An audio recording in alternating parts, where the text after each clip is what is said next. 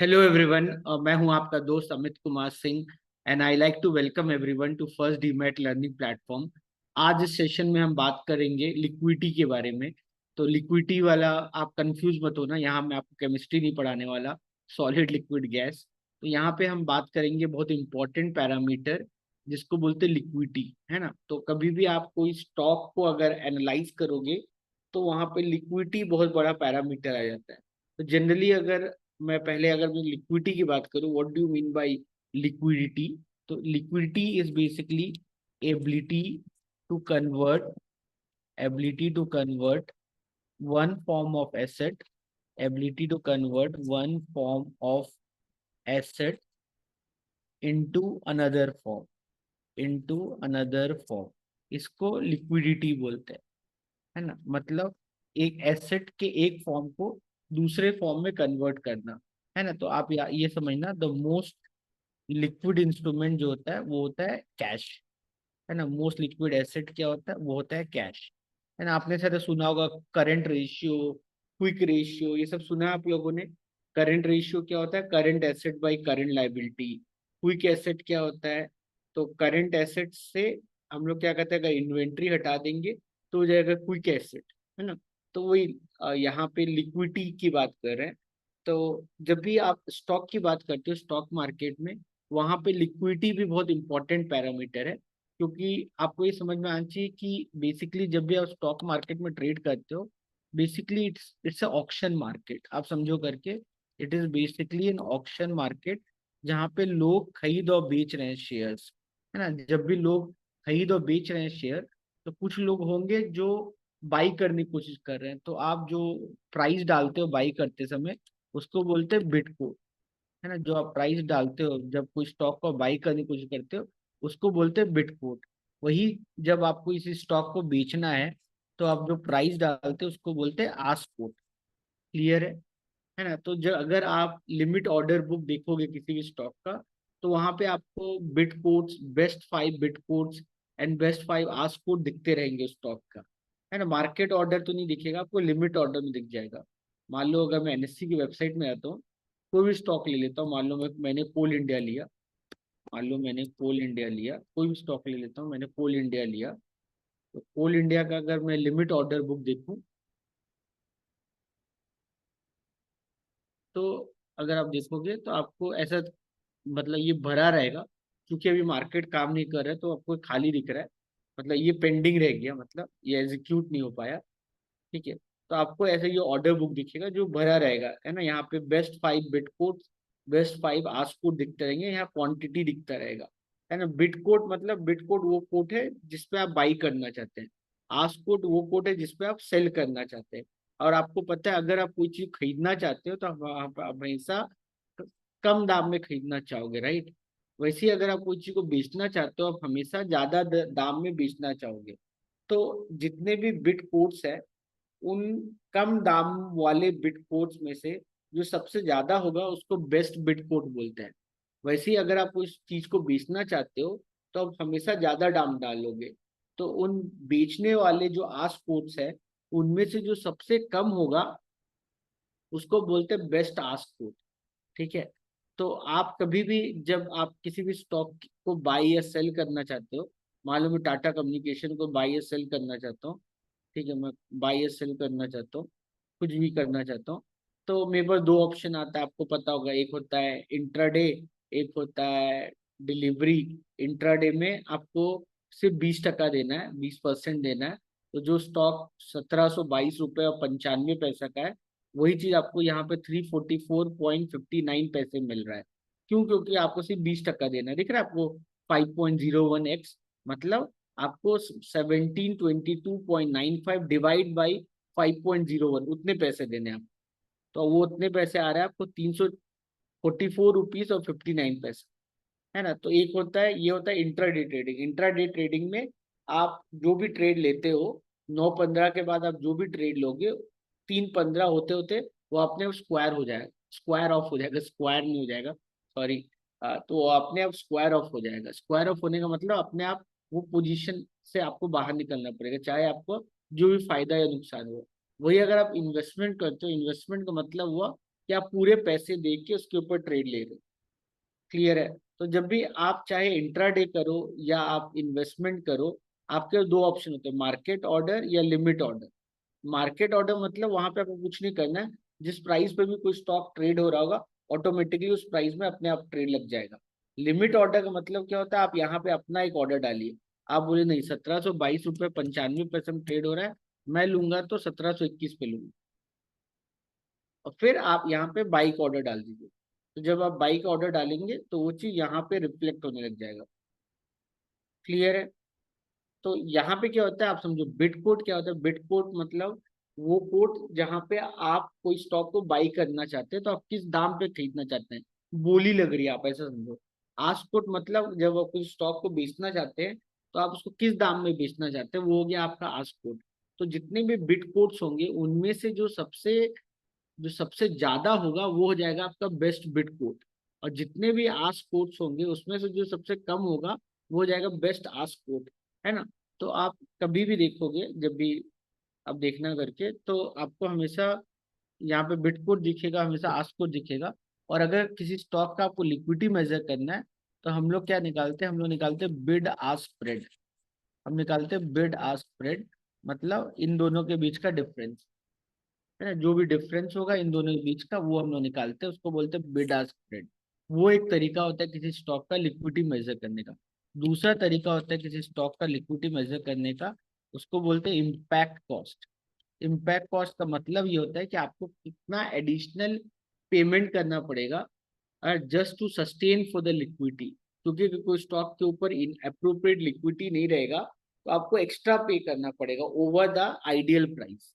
है ना? Ideal price क्या होता है, what is impact cost, let me first tell you.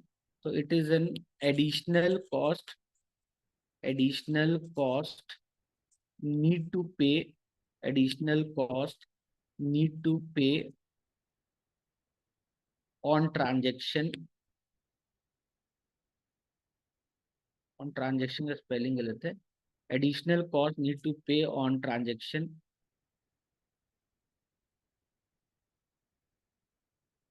because of inappropriate liquidity।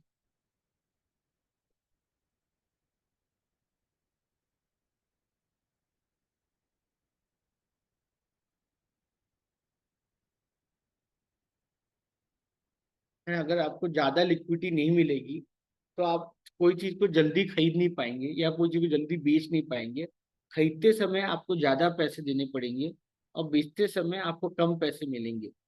है ना? तो ये जो एक्स्ट्रा जो आप पे बर्डन आ रहा है just because of not appropriate liquidity in the market, उसी चीज को इम्पैक्ट कॉस्ट मेजर करता है।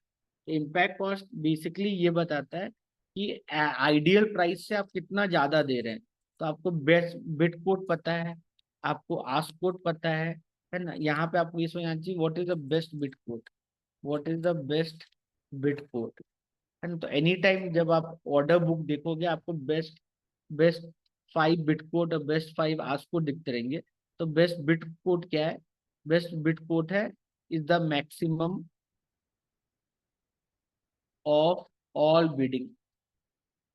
है ना? कोई भी आदमी जब खरीदना चाहता है तो कम दाम में खरीदना चाहता है, तो उन सब में से जिसने सबसे ज्यादा दाम लिखा होगा खरीदने के लिए, है ना, कभी कोई चीज को आप ज्यादा दाम में खरीदना चाहते हो क्या? है ना? तो वैसा पॉसिबल नहीं, लेकिन अगर उन सब में से जिसने सबसे ज्यादा डाला है उसको बेस्ट बिट कोड बोलते हैं।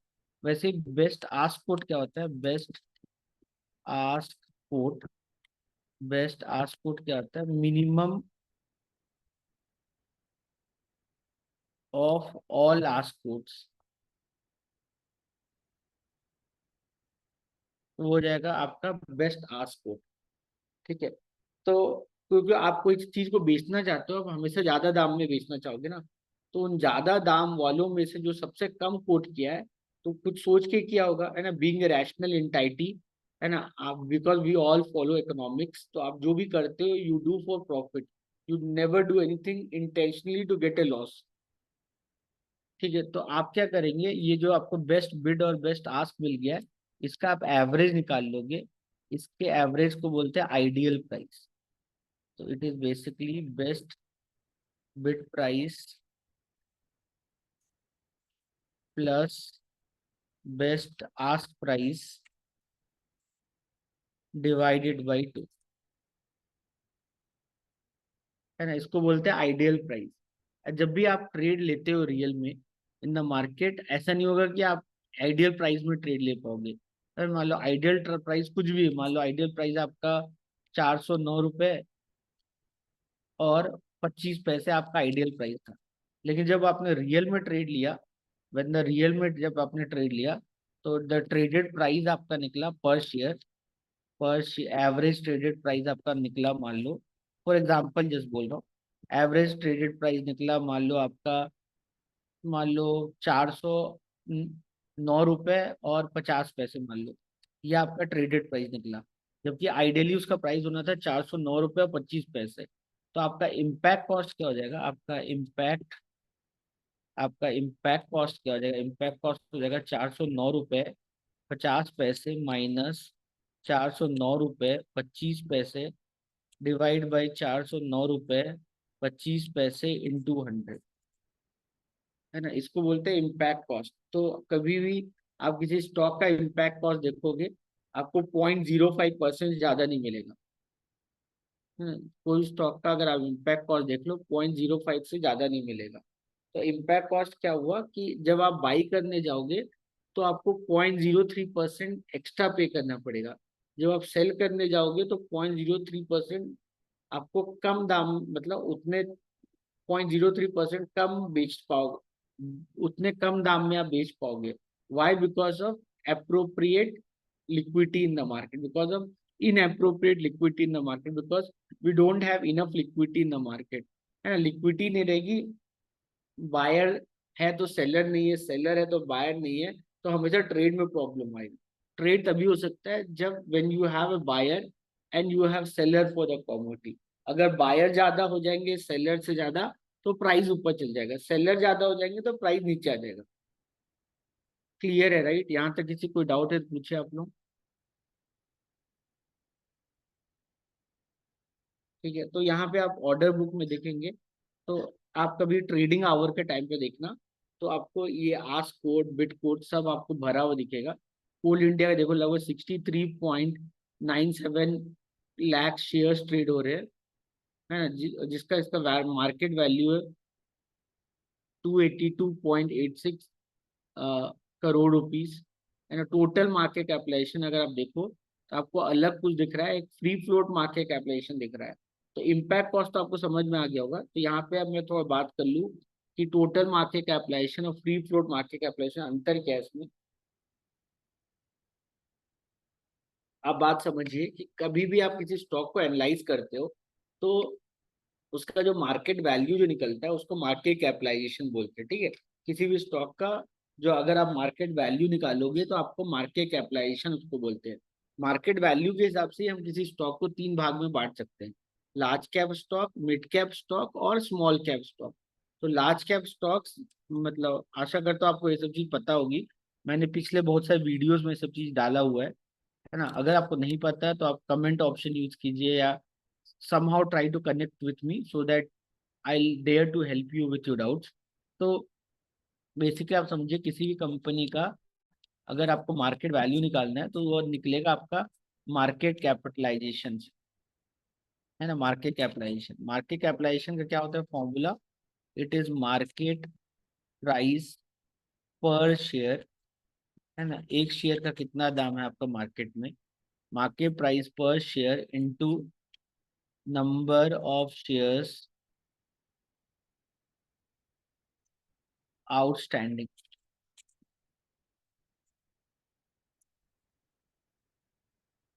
हाँ, इसको बोलते हैं मार्केट कैपिटलाइजेशन। तो कोई भी स्टॉक है वो ट्रेड हो रही है, ट्रेडिंग के टाइम पे उसका प्राइस ऊपर नीचे जाता रहता है बिकॉज ऑफ डिमांड सप्लाई।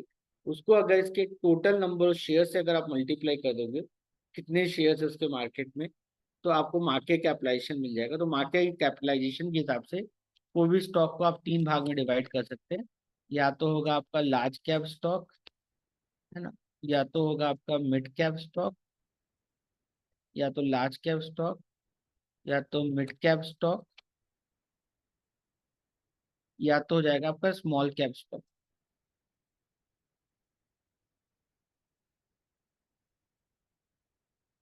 है ना। तो लार्ज मार्केट कैपिटलाइजेशन के हिसाब से अगर कोई भी कंपनी है जिसका मार्केट वैल्यू 20,000 करोड़ से ज्यादा है तो वो लार्ज कैप स्टॉक हो गया। किसी कंपनी का मार्केट वैल्यू 5,000 करोड़ से लेकर 20,000 करोड़ के बीच में है तो वो आपका मिड कैप स्टॉक हो गया।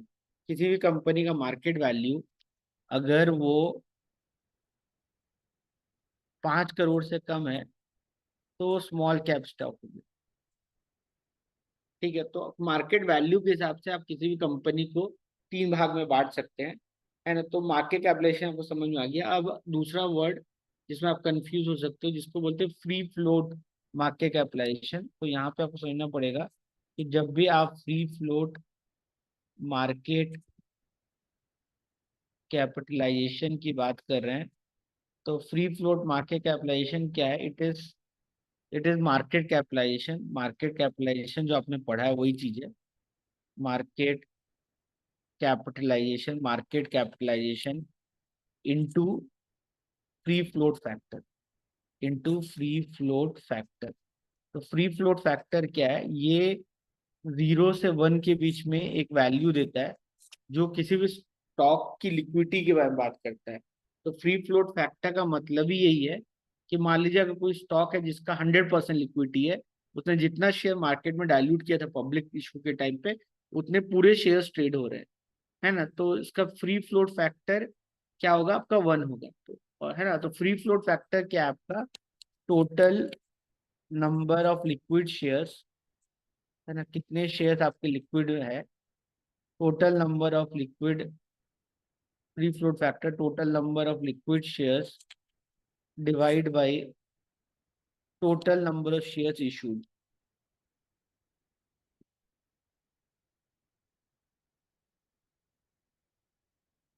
है ना। तो ये हमेशा फ्री फ्लोट फैक्टर हमेशा आपको 0 से 1 के बीच में वैल्यू देगा, है ना। फ्री फ्लोट फैक्टर आपका 1 है मतलब underlying asset is very much kind of what you say कि have very less uh, in illiquidity in the market, है ना। जो भी स्टॉक का फ्री फ्लोट फैक्टर 1 के बराबर जितना ज्यादा होगा, है ना, उसका फ्री फ्लोट फैक्टर, है ना, उतना अच्छा होगा, है ना। तो जितना आपका अच्छा फ्री फ्लोट फैक्टर है उतना आपका मार्केट कैपिटलाइजेशन पैसा पड़ेगा।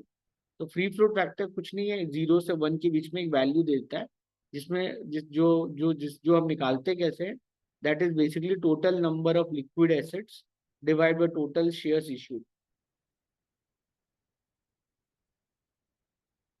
क्लियर है?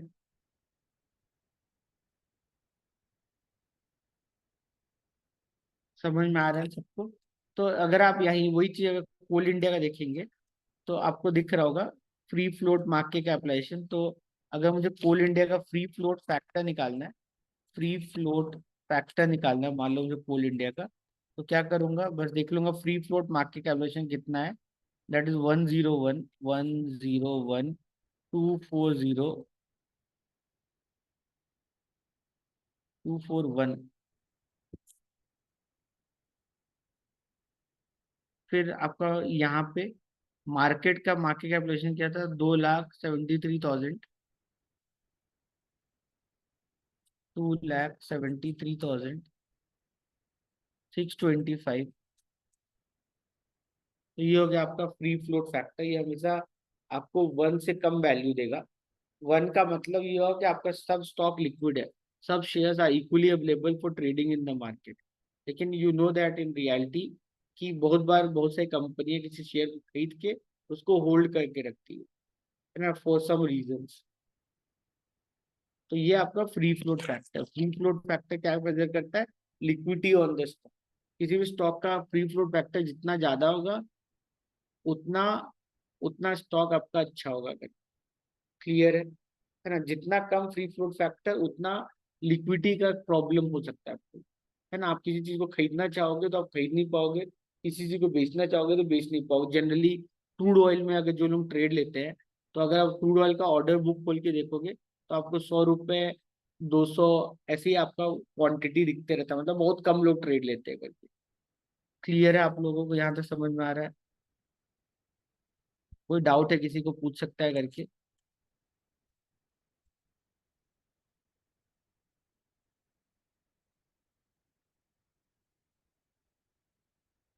fine everyone. If you have any doubt, please ask me.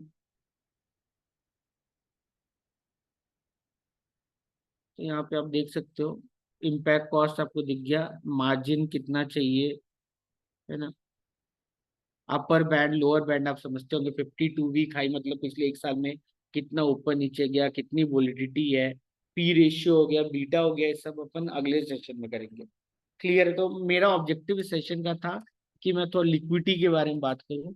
आपको ये समझ में आता होगा लिक्विडिटी मतलब डिमांड सप्लाई, है ना। डिमांड ज्यादा होगा सप्लाई कम होगा तो क्या होगा, डिमांड कम हो जाएगा, सप्लाई ज्यादा होगा तो क्या होगा। तो बेसिक अंडरस्टैंडिंग डिमांड सप्लाई का सबको होना चाहिए। क्लियर।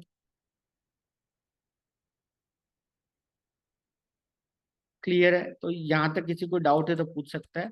तो the objective of this session is just to emphasize the objective of liquidity in the market. तो लिक्विडिटी बहुत इंपॉर्टेंट है जब भी हम किसी स्टॉक को एनालाइज करते हैं।